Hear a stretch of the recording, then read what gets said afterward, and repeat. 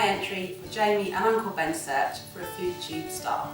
Today I'm going to show you how to cook baked marrow parcels stuffed with chorizo and mushroom risotto. I was inspired to create this dish by a neighbour of mine who knocked on my door with some beautiful large marrows, homegrown from her garden. I wanted to create this as the star of the dish to inspire other people to love this vegetable as well. Here are all the ingredients you'll need to make this dish. I have a marrow, chorizo ring, Parmesan cheese, fresh garlic, risotto rice, lemon, fresh thyme, shallots, large flat mushrooms, butter, oils and some white wine and stock.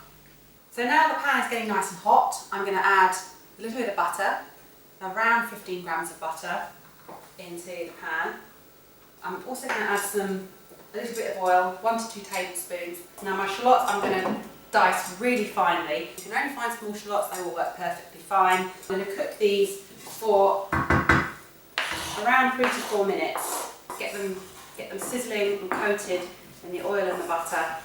And I'm going to add the chorizo next. I can already smell that smoky paprika flavour coming through the dish, which is lovely.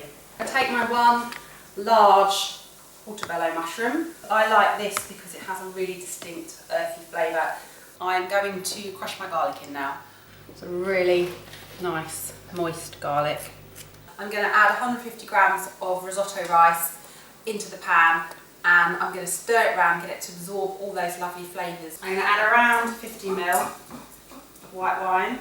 The next thing I'm going to do is I'm going to add the stock. As with a normal risotto, add it little by little until it starts absorbing. Every time it absorbs what you've put in, add a little bit more. Absorbing really nicely now. I'm going to probably use about a handful of thyme. It's really lovely to have fresh thyme, fresh herbs. It's a versatile dish.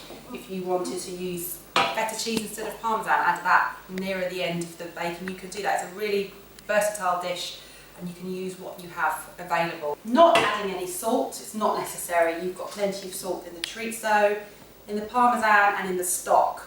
This is going to take probably about another 15 minutes to absorb all the stock that I have here and be cooked just to al dente before I stuff the marrows and put them in the oven. This needs to be chopped into around 2.5 centimetre chunks. Take out the seeds and only in the middle and leave beautiful flesh and skin, which gives us the whole to fill with our lovely risotto.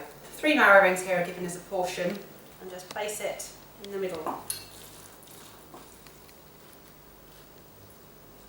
As neatly as you can. So I've got myself an en papillote, basically a little parcel, and I'm just going to tie the top up.